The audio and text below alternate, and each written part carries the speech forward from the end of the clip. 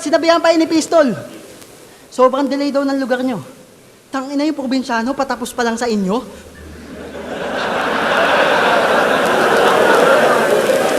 Eto, matindi nung aking nakita. Di ba patay na si Mike Enriquez? Sa TV nila, nagbabalita.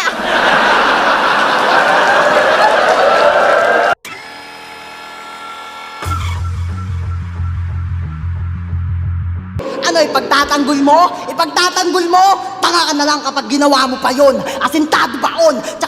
Tsaka paano mo sasabihin hindi rekta, tagapulo ka, apektado ka doon. Matapos tira-tirahin, bumabatil na rin sa Motus. Di ba, tangina neto, dahilan niya maganda camera kasi sa pulo, bibo. Ako daw yung, ha-ha!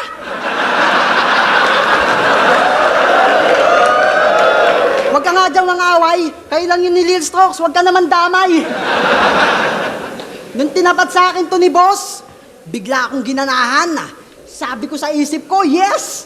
Mas pogi ako sa kalaban. Kamukha mo pa si Dao Mingsu. Tinanong ko anong pambansang bundok. Alam niyo sagot, Mountain Dew. Kaya yun, uy, utang gago na naglag. Ina mo, bad trip. Sige, panalo ka na, huwag mo tong upload, Arik. Yung pustiso ko, parang jeep mo, maluwag! Ang ina mo, akala mo mawawala ako. Para ang tanga. Yung performance mo, ang pangit yun sa akin, napaganda pa. Di ba kayo unan ng lahit sa Motus? Kesyo magkakatunog. Netong si Ulaga, di rin pinalampas, tinira yung baliktaran ni Casper. Rizal, Lasir. Puta, kamusta naman si Tulala? Sa mukhang makapal, ako ang sampal! Ako! Tangin ng to, panilahit sa pustiso ko. Kagigil ka na. Tangin na mo, ayan o!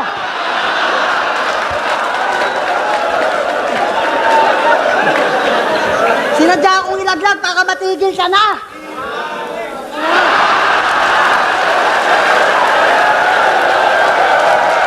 Ina, sana hindi maging thumbnail. Sabi niya sa kalaban niya, makakatikim ka ng putok ng baril. Parang ginawa ni Cain kay Abel. Wala ka, Matel! Baliw ka na ba? Jakul nga di ba uso nun, baril pa kaya? Sa inyo walang damayan, dito damay, pati lolo mong tumatay sa bangin. Yung tatay mo saksi ni Jehovah, ang lakas ng katok, gagong-gago.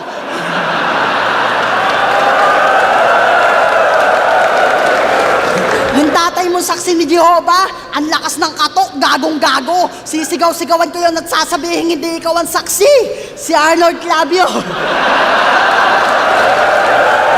Alang-alang sa kalaban ko natatanga-tanga, sarap basagin ng panga, ay kitang ilang milya din ang tinawid at pinanis kang kinang inaka. I-remind din kita, gago mukha kang tinapa. Ulit. Alang-alang sa kalaban ko natatanga-tanga, sarap basagin ng panga, ay kitang ilang milya din ang tinawid at pinanis kang kinang inaka. I-remind din kita, gago mukha kang tinapa, na ang rule number 1, dat pogi ka, tang inaka. Tsaka paano mo sasabihin gun bars sa baril, ganito hawak mo? Ano sasabihin mo? Ganito naman talaga hawak ng baril sa lugar namin? Paano ko sabihin ko sa'yo ganito yung hawak ng pana sa amin? Tangina mo, saksakin kita eh. Ano? Idadamay mo mahal ko sa buhay? Battle rap to, para sa akin wala lang yun. Basta dudukaan ko yung tito mong bulag, sasabihin ko, umaambon.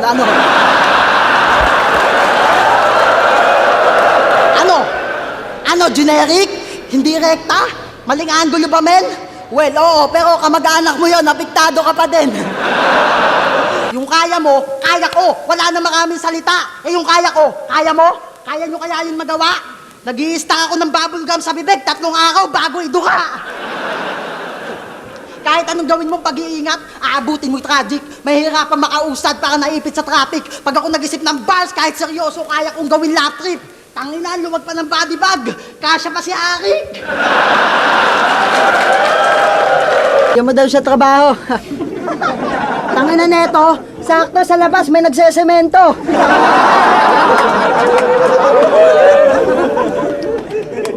Oh, talaga? Alam mo bang pagpatay ka na, di mo alam na patay ka na? Ganon din pagtanga ka. Sasabihin mo, manok ka ng San Juan, manok ka ng San Juan, huminahon ka pa. Kung totoong manok ka ng San Juan, tumilaw ka muna. Ako, taga-Tabinlawa. Totoo, sa amin araw-araw swimming. Kasama mga kaibigan na tamban. Ikaw nakakaligo ka lang sa inyo kapag piyesta ng San Juan. Yung mga tao magkukusayang mga yan kung nabibilib. Hindi lahat madadaan sa sigaw. Marunong ng tumenga, mga nakikinig. Nagchat pa na, enjoy lang tayo, tol. Hindi importante matalo manalo. Tanginang mindset yan, ako pa dadayain.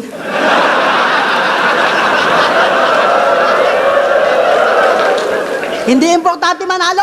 Eh di magpatalo ka sa akin. Kaya imposible makadidikit tong buwisit sa dikit-dikit kong titik. Kahit sa bit ito gilid, puta-putol pati yung litid. Napipitong napipikon sa likidong mainit.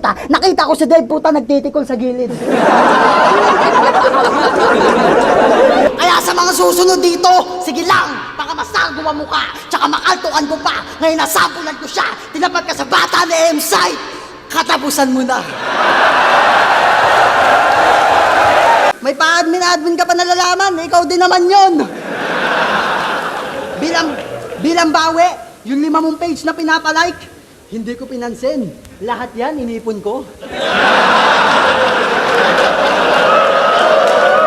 At ang sarap sa pakiramdam, nakakaparapan kong dinedecline yung page na pinapalike mo. Ang yung parent, hindi nagbabayad ng upa, pay rent. Putang ina mo, won't pay. Kaya ka nilayuan ng tatay mo eh. As lumalapit ka pa, tuwing naghahanap ninong mo sa tatay mo, sagot ng tatay niya si Dave, sumalangit na siya. Ano masakit? Hindi pa ba? Tinanong ko mama mo, nasan ka? Sagot niya, virgin pa siya.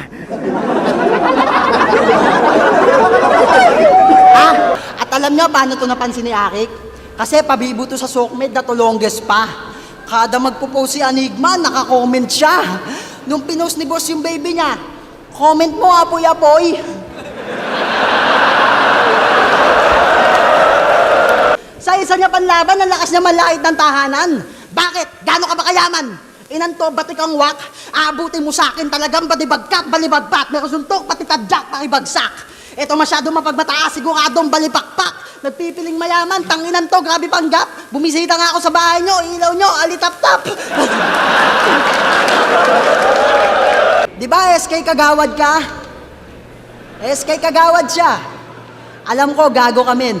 Pustahan tayo sa tarpaulin, nakaganto ka din. Pati logo ng flip top, lalagay sa tarpaulin para makahakot ng boto.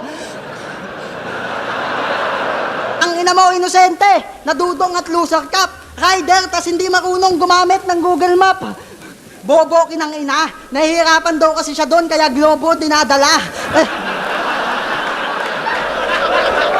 Dahil natalo tong bandayo na Rizal, kay Rapi ang kamapuputukan, ganto duguan, kahit patay ka na, gugulpihin kita habang pinagkukumpulan. At dahil ayoko makita ka mag-anak, mamalukot sila sa lamay mo, sa burol mo bigla kitang patutugtugan.